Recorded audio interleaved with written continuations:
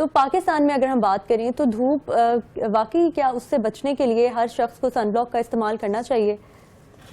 اتنا زیادہ تو نہیں میں کہہ رہا کہ اس کی وجہ سے ہو سکتی ہے، لیکن یہ وجہ ہو سکتی ہے ایک. لیکن اس کے ساتھ ساتھ جیسا میں نے کہا کہ اگر آپ سگریٹ نوشی کرتے ہیں تو اوبویسلی وہ ایویڈنس ہے کہ اس سے لنگ کینسر ہو سکتا ہے. اگر آپ کا لائف سٹائل چینج ہو رہا ہے، مینس کہ اگر آپ کی ایکسرسائز آپ نہیں کرتے اور آپ کا لائف سٹائل بہت ہی بالکل اسٹیگننٹ سا ہے، تو اوبویسلی وہ بھی ایک ٹریگر فیکٹر ہو سکتا ہے. اس کے ساتھ ساتھ آپ کا ڈائٹ بھی ایک انوالو ہے. ڈائٹ کا اگر سٹائل ٹھیک نہیں ہے، اگر آپ بہت زیادہ گوشت خوری کرتے ہیں، گوشت بہت زیادہ کھاتے ہیں، سبزیاں کم کھاتے ہیں، تو وہ بھی ایک ٹریگر فیکٹر ہو سکتا ہے کہ اس سے کینسر بن سکتا ہے. لیکن جیسا پہلے میں نے کہا کہ سائنٹیفکلی ابھی تک یہ ہم نہیں پروو کر پائے کہ آخر کیا وجوہات ہیں، لیکن یہ ٹریگر فیکٹر. کیا یہ ٹرانسفر ہوتا ہے کینسر بھی؟ آپ کے اگر پیچھے آپ کا انہیریٹنس میں اگر آپ دیکھیں آپ کے پیرنٹس کو ہے، جیسے شوگر جو ہے وہ کیونکہ ہو جاتی ہے، پھر بلڈ پریشر ہے، تو کینسر بھی کیا ایک ایسی وجہ ہے کہ ایسی بیماری ہے جو آپ کے پیرنٹس سے آپ کے اندر آ سکتی ہے؟ ایسا شاید ایک یا دو ایسے کینسر ہیں جس میں کچھ ایک چانسز ہو سکتے ہیں، بٹ موسٹلی یہ ایسا نہیں ہوتا. لیکن چند ایک ہیں کینسر کی ٹائپس جس میں یہ ٹرانسفر ہو سکتا ہے. سر اچھا، آپ فارماسسٹ ہیں کیونکہ فارمیسی کا جو ہے وہ فارماسسٹ کیونکہ آپ ہیں، تو اس سے ہمیں پتہ ہے کہ جو دوائیاں ہیں وہ کافی حد تک دوائیوں سے بھی کنٹرول کیا جاتا ہے. تو دوائیوں کا کتنا کردار ہوتا ہے اس قسم کی بیماری، کیونکہ ایک موذی مرض ہے اور یہ سمجھا جاتا ہے کہ ایک دفعہ کسی کو ہو جائے تو پھر وہ جان نہیں چھوڑتا، اور بہت سے لوگ کیونکہ ڈیتھ سٹیج پر بھی پہنچ جاتے ہیں، تو دوائیاں کس حد تک اس چیز کو کنٹرول کر لیتی ہیں؟ بالکل. کینسر کا اگر ہم طریقہ علاج دیکھیں تو بیسیکلی ہم اس کو 3 ونگز آف ٹریٹمنٹ کہتے ہیں. ایک جو طریقہ علاج ہے کہ یا تو آپ سرجری کر دیں گے اگر خدا نہ خواستہ ٹیومر ہے. دوسرا طریقہ علاج ہے شعاؤں کے ذریعے جس کو ہم ریڈیشن تھراپی کہتے ہیں، یا تو ہم اس طریقے سے کریں گے. اور تیسرا ہم اس کو کہتے ہیں علاج جس طریقے سے ہم کرتے ہیں اس کو کہتے ہیں کیمو تھراپی. کیمو تھراپی مین ادویات سے. تو میرے خیال سے ادویات کا بہت اہم رول ہے کینسر کی ٹریٹمنٹ میں، کیونکہ میرے تمام جتنے بھی کینسر موسٹلی اگر آپ دیکھیں تو وہ تمام کے تمام مریضوں کو کیمو تھراپی لگائی جاتی ہے. کچھ ایسے کینسر ہیں جس میں ہم ایک ایڈجوینٹ تھراپی بھی دیتے ہیں، مکس تھراپی بھی کرتے ہیں. کچھ مریض ایسے ہیں جن کو ریڈیشن بھی لگے گی، پھر کیمو بھی لگتی ہے، اور کچھ ایسے ہوتے ہیں جن کو سرجری کے بعد پھر کیمو بھی لگاتے ہیں. بچوں کے ساتھ بھی کی جاتی ہے اگر بچوں میں کینسر ہو جائے تو؟ کچھ ریئر کیسز ایسے ہیں جس میں وہ کی جا سکتی ہے. بالکل سر، ہم نے دیکھا ہے کہ پہلے اکا دکا کسی کا سن لیا کہ اس کو کینسر ہوا یا کینسر کی وجہ سے ڈیتھ ہو گئی، لیکن آج کل بہت زیادہ ہم یہ سننے کو ملتا ہے کہ کینسر جو ہے وہ بہت زیادہ پھیل رہا ہے. تو کتنا اس کی شرح میں اضافہ ہوا ہے؟ آپ لوگوں کے پاس کتنے ایسے کیسز آتے ہیں ریگولر بیسس پر؟ تو اگر آپ ایک ریسرچ ڈیٹا دیکھیں گلوبوکین کا، تو اس کے مطابق سالانہ تقریباً 2.25 لاکھ کے قریب نئے مریض ہر سال پاکستان میں آ رہے ہیں. اور اس کے مطابق اگر ہم دیکھیں کہ جس طرح آپ نے کہا کہ یہ زیادہ ہو رہا ہے، تو میں یہ سمجھتا ہوں کہ یس ایک وجہ یہ بھی ہے، تھوڑا سا زیادہ بھی ہوا ہے، لیکن اس کے ساتھ ساتھ ہماری کچھ اویئرنیس بھی زیادہ ہو گئی ہے. نمبر 2، ہم کچھ ڈائگنوسس جو ہمارا وہ بہت بہتر ہوتا جا رہا ہے. شاید پہلے ہم یہ ڈائگنوز نہیں کر پاتے تھے آج سے کچھ عرصہ پہلے، لیکن اب ہم اس کو ڈائگنوز بھی کرتے جا رہے ہیں. ارلی سٹیج پہ اس کو ڈائگنوز کیا جا سکتا ہے؟ شروع میں تو اگر ہم دیکھیں تو most of the time patient جب آتا ہے تو اس کو پتہ ہی تب لگتا ہے جب وہ 3rd اسٹیج یا 4th اسٹیج پہ ہوتا ہے. سو سم ٹائم یہ ڈیفیکلٹ ہوتا ہے اس وقت اس کو ٹریٹ کرنا. تو کچھ مریض ایسے ہیں بلکہ جن کو نہیں پتہ چلتا کہ اس کے اندر کینسر آ رہا ہے. لیکن یہ ایڈوائز کی جاتی ہے ہمیشہ کہ اگر آپ کسی قسم کا ایک ایسا درد محسوس کرتے ہیں جو کہ ٹھیک نہیں ہو رہا، یا آپ سمجھتے ہیں آپ بہت نقاہت ہے، کمزوری بہت زیادہ ہو رہی ہے اور ٹھیک نہیں ہو رہی، یا اگر آپ سمجھتے ہیں کہ آپ کے کچھ طبیعت میں ایسی ناسازی ہے جس کو بار بار ٹھیک دوائی کھانے سے ٹھیک نہیں ہو رہی، تو فوراً ڈاکٹرز کے پاس جائیں، رجوع کریں اور دیکھیں کہ کیا ہو رہا ہے. تو اس کو جتنی جلدی اگر ہم ڈائگنوز کر لیں گے، تو سے ایگزامپل میں اگر یہ کہنا چاہوں اگر ہم 1st اسٹیج پہ اس کو کینسر کو ڈائگنوز کر لیں تو اس میں بچنے کے چانسز مکمل طور پر 100% ہیں ہمارے پاس. اور ہمارے پاس بہت سے ایسے مریض ہیں جو 1st اسٹیج میں اگر آتے ہیں تو وہ مکمل طور پر الحمدللہ ٹھیک بھی ہوتے ہیں. لیکن اگر یہ اسٹیج آگے چلی جائے تو کچھ اسٹیجز ایسی ہیں، کچھ ڈیزیز ایسی ہیں جس کو ٹریٹ کرنا تھوڑا مشکل ہو جاتا ہے.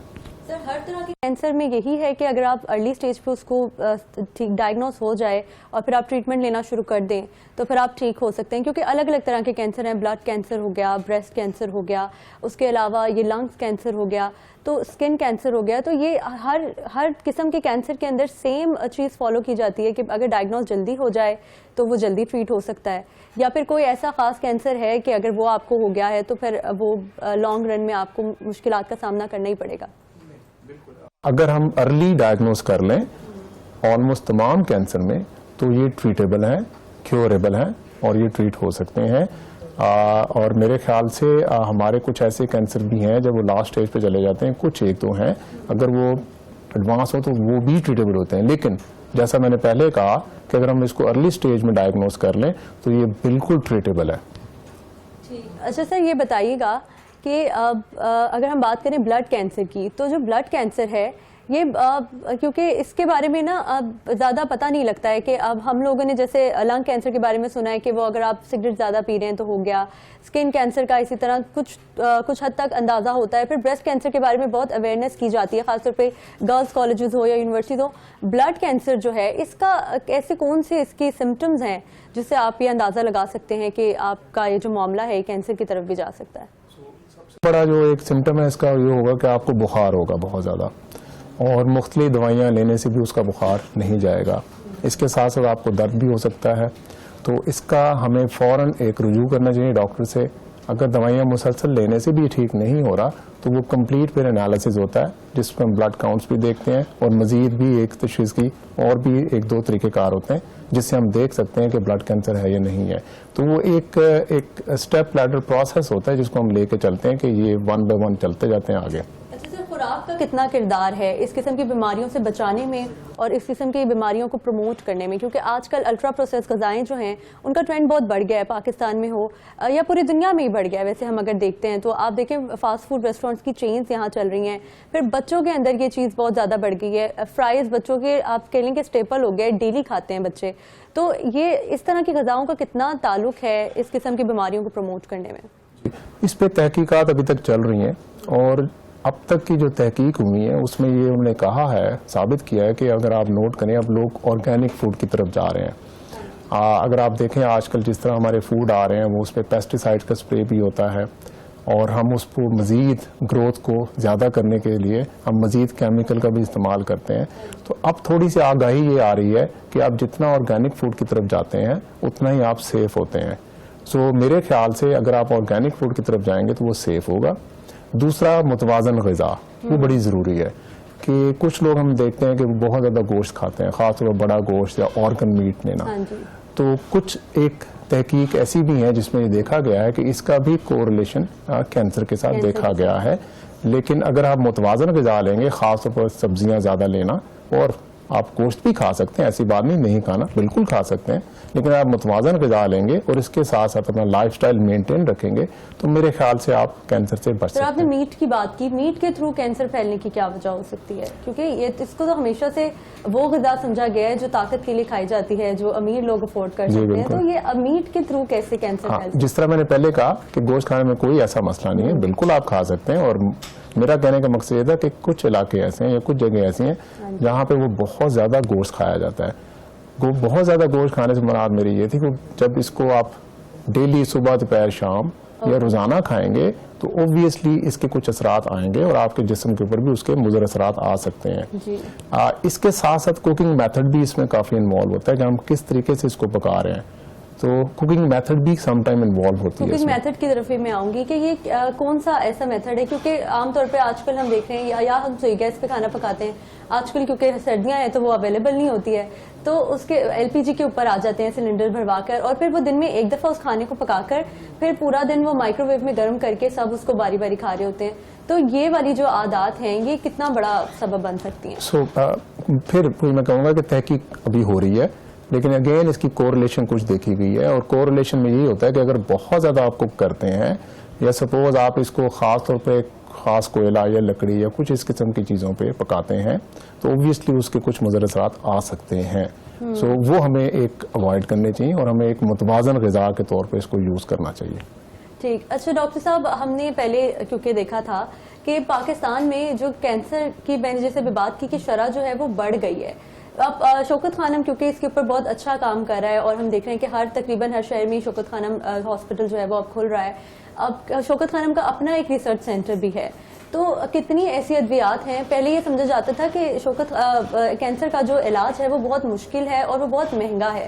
تو آپ شوکت خانم کے توسط سے وہ کتنا سستا ہو گیا ہے, اور یہ بھی بتائیے گا کہ کون سی ایسی ادویات ہیں جو پاکستان میں اویلیبل ہیں اور بن بھی رہی ہیں یہاں پر. اچھا, آپ کے 2-3 کوشچنز ہیں. سو بالکل ہم ریسرچ بالکل کر رہے ہیں. ہمارا جو ریسرچ کا مین جو مقصد ہے اور ایریا اوبویسلی وہ ڈائگنوسس کے اوپر ہے اور ٹریٹمنٹ کے اوپر ہے, اور وہ بیسک سائنسز ہمارا ایک ریسرچ پورا ایک ڈپارٹمنٹ ہے جو کہ کنٹینیوس پروسیس اس کے اوپر وہ سالانہ اور ہر روز کام کر رہا ہے. جیسا کہ آپ نے کہا دوائیاں بالکل کینسر کا علاج کافی مہنگا ہے, اور اگر آپ نوٹ کریں تو سم ٹائم کچھ پیشنٹس ایسے ہیں جن کو ایسی ادویات لگانی پڑتی ہیں جو کہ پاکستان میں اویلیبل بھی نہیں ہے. وہ ادویات ایسی ہیں جو کہ ابھی نئی ادویات ہیں, نئی تحقیق ان پہ ہوئی ہے, اور ہم ان دوائیوں کو سم ٹائم 2-3 نام ایسے دیتے ہیں جس کو ہم کہتے ہیں مونوکلونل اینٹی باڈیز ہیں, کچھ ٹارگیٹڈ تھراپیز ہیں. ابھی فی الحال یہ ٹیکنالوجی پاکستان میں نہیں آئی, لیکن کچھ ایسی ادویات ہیں جو کہ یہاں رجسٹرڈ ہو چکی ہیں, اور کچھ ایسی ادویات ہیں جن کو ہم امپورٹ کرتے ہیں کیونکہ وہ یہاں پر اویلیبل نہیں ہے اور یہاں بن نہیں رہی. تو شوکت خانم میں جو علاج کیا جاتا ہے وہ کس بیسس پہ کیا جاتا ہے؟ مطلب آپ جو اس کی جو فیس ہے علاج کی اس کو کس طریقے سے پورا کیا جاتا ہے؟ کیونکہ ہم نے دیکھا ہے کہ وہاں پہ ہر قسم کے ہر طبقے سے تعلق رکھنے والے لوگ جو ہیں وہ شوکت خانم میں علاج پا سکتے ہیں. تو وہ اس کو کس طریقے سے آپ لوگ کیٹیگرائز کرتے ہیں, کیسے آپ لوگ فیس جو ہے اس کو ڈیوائڈ کرتے ہیں؟ شوکت خانم میں جیسا کہ آپ کو معلوم ہے کہ ہمارے پاس تقریباً ہم جو سپورٹ کر رہے ہیں 75% مریضوں کو فری ٹریٹمنٹ دے رہے ہیں اس وقت, ٹوٹل فری ٹریٹمنٹ. اور جو باقی ہمارے کچھ پیشنٹ ہیں 25 سے, تو اس میں کچھ پارشل پیئنگ ہے اور بہت کم ایسی تعداد ہے جو کہ پیئنگ کیسز کی ہوتی ہے. تو ہماری کوشش ہوتی ہے کہ ہم ایک ہائی کوالٹی کینسر ٹریٹمنٹ دیں, اور ان تمام 75% جیسا کہ پہلے میں نے کہا ان کو ٹوٹل فری ٹریٹمنٹ, ان کا علاج, ان کا ڈائگنوسس, ان کی ادویات وہ سب ان کو فری دی جاتی ہیں. ٹھیک سر. اچھا, کینسر کے بارے میں یہ سمجھا جاتا ہے کہ ایک انتہائی سینسیٹیو مرض ہے, کیونکہ باقی جو بیماریاں ہوتی ہیں ان میں انیشلی فارماسسٹ سے کنسلٹ کریں تو وہ آپ کو کچھ نہ کچھ ایڈوائز کر دیتے ہیں, لیکن اس معاملے میں کیسے یہ بندہ اس چیز کو سمجھے کہ اتنی کس سٹیج پہ ہمیں فوراً جو ہے وہ ڈاکٹر سے کنسلٹ کرنا چاہیے, یا فارماسسٹ اس کے اندر کس حد تک ہیلپ کر سکتے ہیں آپ کو انیشیل سٹیجز کے اوپر؟ جی بالکل. تو اگر ہم ایک پبلک ہیلتھ میں فارماسسٹ کا رول دیکھیں تو بڑا امپورٹنٹ ہے. پبلک ہیلتھ سے میں یہ کہنا چاہوں گا کہ لائک ہاسپٹلز آپ کے ہو گئے, آپ کی کمیونٹیز ہو گئیں, آپ کی جو انڈسٹری ہے وہ ہے, تو پبلک ہیلتھ میں جب فارماسسٹ جب بیٹھتا ہے تو اوبویسلی وہ ایک ریفر لیٹر یا ریفر کر سکتا ہے پیشنٹ کو, اگر وہ کسی کمیونٹی فارمیسی میں یا ریٹیل فارمیسی میں اگر وہ کانٹیکٹ کرتا ہے. تو pharmacist as a public health میں اس کو یہ گائیڈ کر سکتا ہے کہ آپ کی کنڈیشن آپ کے ڈاکٹر کو ریفر کریں اور اس کے پاس جائیں تاکہ وہ آپ کا تشخیص کرے اور پھر دیکھیں کہ علاج کیسے مزید اس کو بہتر کیا جا سکتا ہے.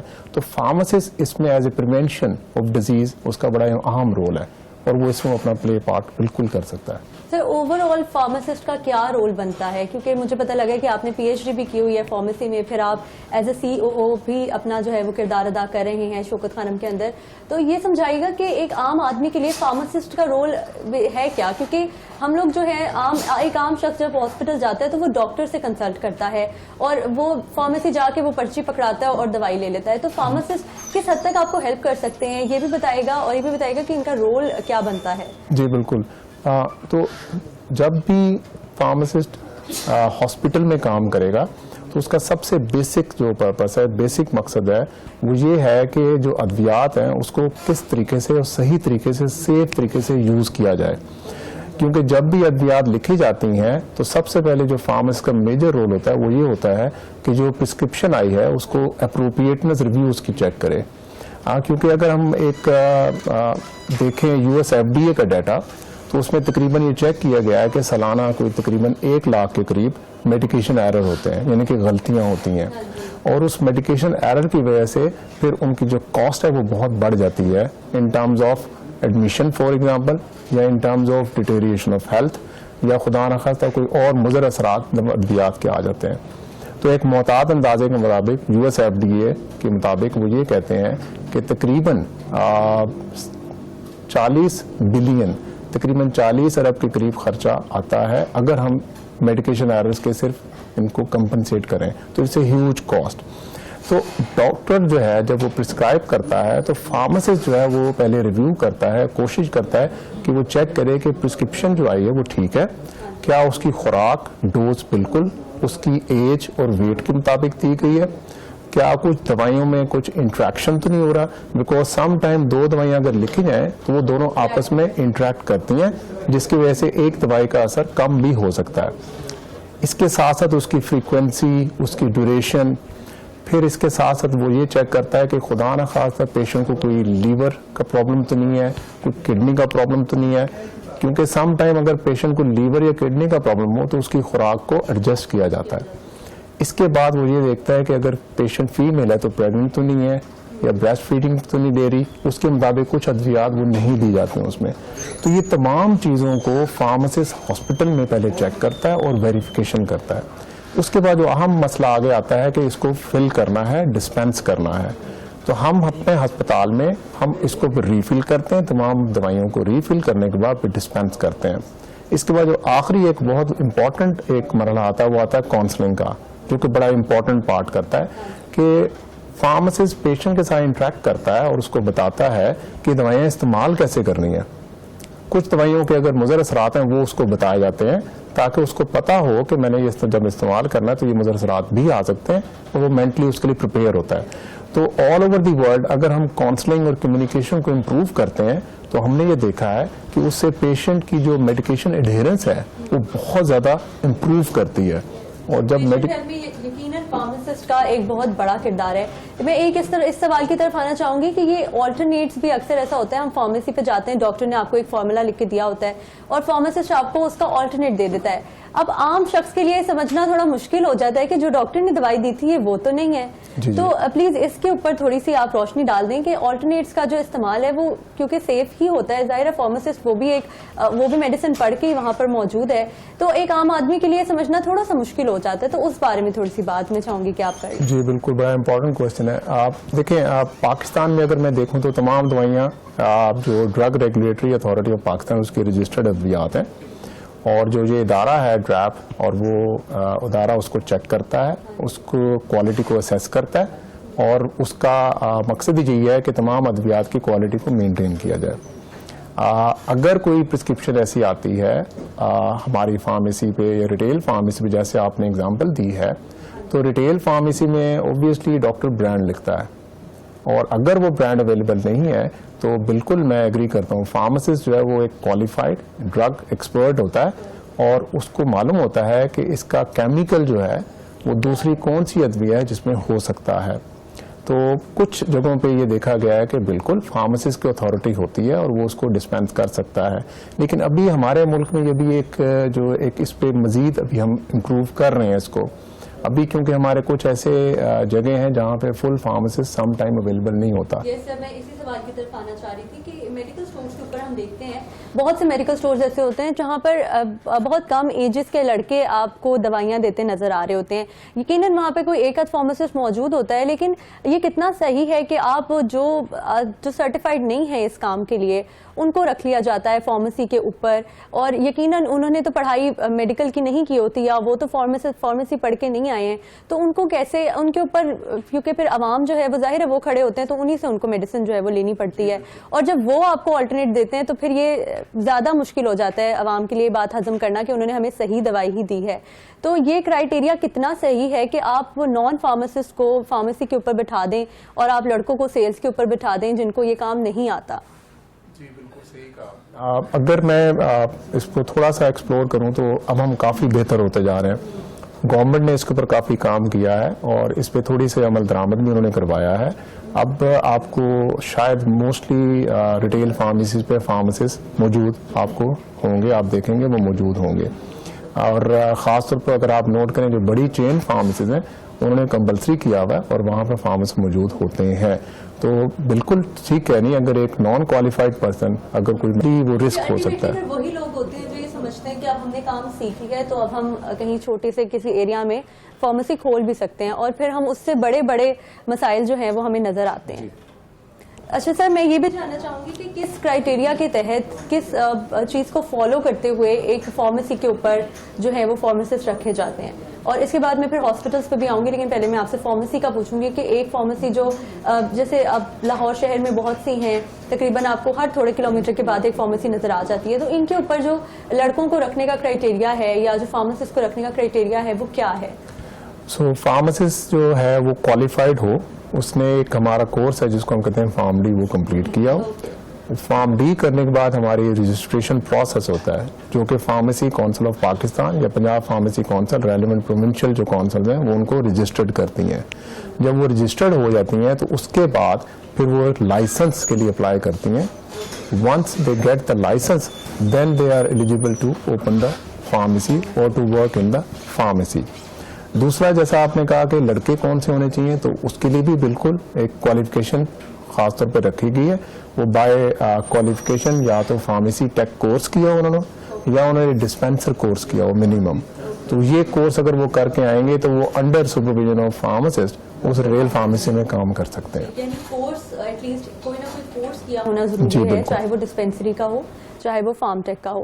اچھا سر, میں اس طرف بھی آؤں گی کہ ایک ہاسپٹل کے اندر کتنے بیڈس, اگر لیٹ سپوز ایک 10 بیڈس کا ایک وارڈ ہے تو اس کے اندر ایک فارماسسٹ ہوگا یا کتنے فارماسسٹ کتنے بیڈس کے اوپر ہائر کرنا ضروری ہوتا ہے؟ تو ایک محتاط اندازے کے مطابق اگر دیکھیں تو ایک عام جنرل ہسپتال اگر ہے تو اس پہ موسٹلی جو ایک سٹینڈرڈز ہیں, خاص طور پہ ہمارے امریکن سٹینڈرڈز بھی کچھ ہیں, یو کے سٹینڈرڈ بھی ہیں, وہ یہ کہتے ہیں کہ 50 بیڈ کے اوپر ایک فارماسسٹ ہونا چاہیے. یہ جنرل ہسپتال کی بات کروں. لیکن اگر آپ کا کچھ ایسا ہسپتال ہے جہاں پہ ایک انٹینسو کیئر یونٹس ہیں تو اس کی تعداد پھر فارمیسی کی تھوڑی سی بڑھانی پڑتی ہے, تو وہاں پہ وہ یہ سٹینڈرڈ کہتا ہے کہ 30 کے قریب اگر بیڈ ہے آپ کے تو اس کے اوپر پھر ایک فارماسسٹ ہو. اور کچھ آنکالوجی پریکٹسز میں کچھ ایسے سٹینڈرڈ بھی ہیں جہاں پہ وہ یہ کہتے ہیں کہ 25 بیڈ کے اوپر ایک فارماسسٹ ہو. تو ان جرنل میں اگر آپ کہوں تو کم از کم 50 بیڈ پہ اگر ہسپتال ہے تو وہاں پہ ایک فارماسسٹ ہونا بہت ضروری ہے. سر, شوکت خانم فارمیسی جو ہے, شوکت خانم کے اندر بھی ایک فارمیسی کا قیام ہوا تھا, مدر فارمیسی. میں یہ پوچھنا چاہوں گی کہ وہ کس نظریے کے تحت بنائی گئی تھی؟ سو جیسے میں نے پہلے کہا, ظاہری بات ہے ہسپتال بن رہا تھا اور ہسپتال میں ایک عمران خان کا جو ویژن تھا وہ یہی تھا کہ ایک ہائی کوالٹی کینسر کیئر غریبوں کو اور تمام مستحق مریضوں کو دی جائے. تو ہم نے پھر تمام کوشش اس وقت یہی کی گئی تھی کہ تمام سہولتیں اور تمام ٹیسٹ اور تمام جتنے بھی ہماری ادویات یا ٹریٹمنٹ وہ اویلیبل ہوں. اس میں خاص طور پر فارمیسی کا ایک ڈیولپ کرنا بہت ضروری تھا. تو فرام ڈے 1 ہم نے وہاں ہاسپٹل فارمیسی ڈیولپ کی اور اس کے ساتھ ساتھ جو اس کی میڈیکیشن یوز کو کنٹرول کرنا, اس کی پریکٹسز کو دیکھنا, اس کی پالیسیز ڈیولپ کرنا, اس سلسلے میں ہم نے پھر فارمیسی اینڈ تھراپیوٹک کمیٹی بھی ڈیولپ کی. یہ پہلی کمیٹی تھی جو فارمیسی سے ریلیٹڈ تھی, لیکن شوکت خانہ میں پہلے دن سے ہی بن گئی تھی.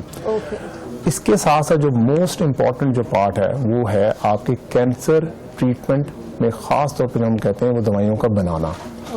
کیونکہ موسٹلی جتنی بھی کینسر کی دوائیاں ہیں وہ انجیکٹیبل فارم میں ہیں. اب انجیکٹیبل فارم میں جب یہ دوائیاں بنانی پڑتی ہیں تو اس کا ایک خاص ایک طریقہ کار ہے اور اس کی خاص ریکوائرمنٹ ہے. جب بھی یہ دوائیاں انجیکٹ کی جاتی ہیں تو اس کو بنانے کے لیے ایک ایریا ہوتا ہے جس کو ہم کہتے ہیں اسٹیرائل ایریا یا ایسیپٹک ایریا. یہ ایریا وہ ہے جہاں پہ کوئی جراثیم نہیں ہوتے. اس ایریا کو اس طریقے سے بنایا جاتا ہے کہ وہاں پہ جو آب و ہوا ہے وہ بالکل صاف ہو, اس میں کوئی مائکرو آرگنزم نہ ہو. اس میں خاص طور پر پھر ایک لیمنر ایئر فلو ہوڈ رکھے جاتے ہیں, ایک بایولوجیکل سیفٹی کیبنٹ بھی کہتے ہیں, جہاں پہ یہ دوائیوں کو ہم ریکانسٹیٹیوٹ کرتے ہیں یا ری مکس کرتے ہیں, جو کہ پرسکرپشن کے مطابق, خوراک کے مطابق وہاں بنائی جاتی ہیں. اب اس میں سب سے امپورٹنٹ رول یہ تھا کہ جب یہ مریض آتے ہیں تو یہ کافی امیونو کمپرومائزڈ ہوتے ہیں. ایک دوسری وجہ تو دوائیوں کا ایک خاص ماحول میں جراثیم سے پاک ایک علاقے میں اس کا بنانے کے بعد اس کی اپروپریٹ ڈوز اس طریقے سے اس کو بنانا, اس کی کنسنٹریشن کتنی ہوگی لیکوڈ کی, ان تمام عوامل کو سارا صرف فارماسسٹ دیکھ سکتا تھا. تو اس لیے اس کا قیام کرنا بالکل بہت ہی ضروری تھا. اس دور میں اس وقت پھر ہم نے اس کو بنایا. سر آپ نے کہا یہ سٹارٹنگ سے ہی بن گئی تھی, ابھی پچھلے دن اس کو ماڈرن فارمیسی بنا دیا گیا ہے, تو کیا ایسی جدت اس کے اندر لائی گئی ہے کہ اس کا نام بھی بدلنا پڑا؟ सो बिल्कुल देखें, जो हम बेसिक सर्विसेज की जब बात करते हैं फार्मेसी में, तो उसमें बेसिक सर्विसेज में एक डिस्पेंसिंग सर्विसेज आती हैं, जिसमें हम प्रिस्क्रिप्शन लेते हैं, उसको रिव्यू करते हैं और मेडिसिन सप्लाई कर देते हैं. लेकिन जब हम एडवांसमेंट की तरफ देखते हैं तो उस एडवांसमेंट में जो मेजर रोल है वो आपका एक तो क्लिनिकल फार्मेसी सर्विसेज है. क्लिनिकल फार्मेसी सर्विसेज आजकल एक इमर्जिंग रोल है. इसी वजह से अगर हम नोट करें तो फार्मेसी डिग्री पहले 4 साल कोर्स था जिसको बी फार्म कहते थे, लेकिन अब बाद में इसको चेंज करके 5 साल कोर्स करके इसको डॉक्टर ऑफ फार्मेसी कोर्स कर दिया. जो क्लिनिकल फार्मासिस्ट है वो basically as a health care team hospital में डॉक्टर के साथ मरीज की सेहत के लिए काम करता है. और उस क्लिनिकल फार्मासिस्ट का मकसद ये होता है कि उस डॉक्टर को असिस्ट करे और ख़ास तौर पर पेशेंट की जो क्वालिटी ऑफ लाइफ है उसको वो इम्प्रूव करे in terms of medication therapy. तो ये बहुत मेजर रोल है जो इस वक्त इमर्जिंग रोल नज़र आ रहा है और इस वक्त ऑल ओवर दी वर्ल्ड ये ग्रो कर रहा है. तो हमने शौकत खानम में पिछले कोई 8-10 साल पहले हमने ये काम शुरू कर दिया था और अल्हम्दुलिल्लाह अब हमारे क्लिनिकल फार्मासिस्ट हैं वो राउंड भी लेते हैं, डॉक्टर के असिस्ट भी करते हैं, उनकी हेल्प भी करते हैं और उनका बेसिक मकसद यही होता है as a health care team they are trying to improve the quality of patient life. Ji sir, आप यहाँ मौजूद हैं, आपने PhD की है माशाल्लाह फार्मेसी में, तो मैं आपके होने का फायदा उठाऊंगी. मैं ये पूछना चाहूंगी कि आमतौर पर हम देखते हैं कि पाकिस्तान में जब भी कोई बच्चा मैट्रिक करता है या अगर उसने प्री मेडिकल कर लिया FSC में तो उसका ज्यादा माइंड होता है कि वो MBBS कर ले, और जब एंट्रेंस एग्जाम में वो फेल हो जाता है या उसके इतने मार्क्स नहीं आते कि वो MBBS कर सके तो फिर वो फॉर्म डी की तरफ जाते हैं जब कोई ऑप्शन नहीं बचता. लेकिन अल्टीमेट गोल किसी का फॉर्म डी होता नहीं है क्योंकि ज्यादातर लोगों को पता ही नहीं है कि इसका स्कोप क्या है. तो मैं चाहूंगी कि आप बता दें कि इसका स्कोप क्या है, कितना जरूरी है एक मुल्क के अंदर फार्मासिस्ट का होना, और खासतौर पर पाकिस्तान में ये समझा जाता है कि अगर आपने फॉर्म डी कर लिया तो आपके लिए ज्यादा जॉब्स अवेलेबल नहीं होंगी या आने वाले टाइम में इसका ज्यादा पाकिस्तान में स्कोप नहीं है क्योंकि हम देखते हैं कि इधर मेडिसिन या रिसर्च इतनी ज्यादा होती नहीं है उतनी उस हिसाब से जिस हिसाब से दूसरे ममालिक में होती है.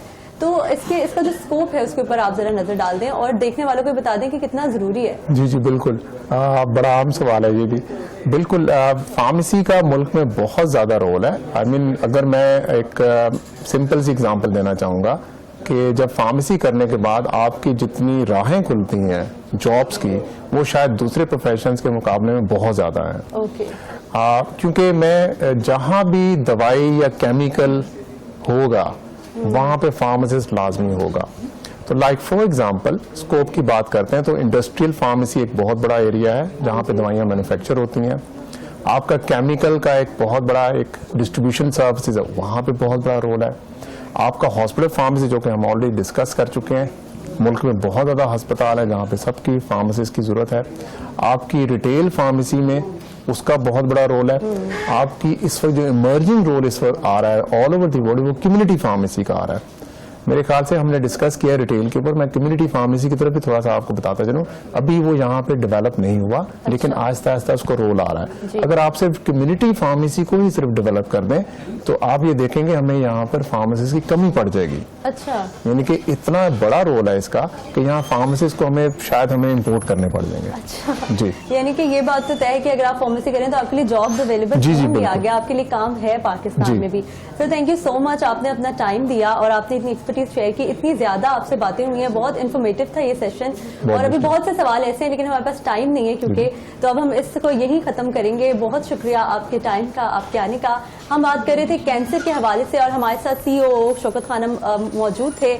He is also PhD in pharmacy और उन्होंने हमें बहुत सी बातें जो हैं इस हवाले से बताई. हमें बताया कि कैंसर जो मरीज हैं उनका इलाज किस तरह से किया जाता है, किस तरह से उसको कंट्रोल किया जा सकता है, कौन से ऐसे की फैक्टर्स हैं जिनको आप अर्ली स्टेज पे अगर डायग्नोज कर लें तो आपका इलाज जो है वो मुमकिन है. और इन द एंड वो हमें ये भी बता दिया उन्होंने कि फार्मेसी का जो आगे स्कोप है पाकिस्तान में वो है क्या. इसी के साथ आज का जो शो है वो यही इख्तिताम पजीर होता है. कल फिर आएंगे इंटरेस्टिंग टॉपिक के साथ, अच्छी अच्छी बातों के साथ, कुछ नया इन्फॉर्मेटिव आपके लिए लेकर. तब तक के लिए अल्लाह हाफिज.